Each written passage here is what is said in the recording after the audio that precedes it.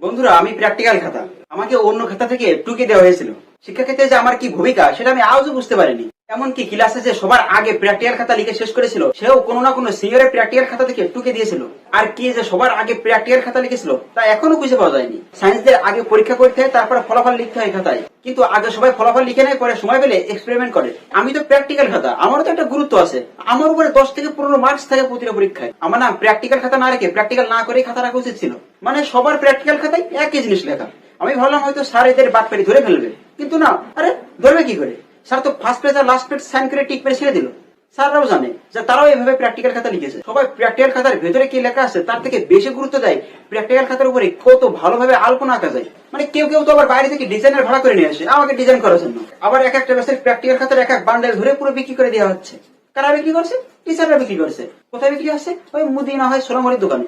হ্যাঁ, স্যারদের মুদি বা সোলামুড়ি খাওয়ার টাকাও ফুরিয়ে গেছে।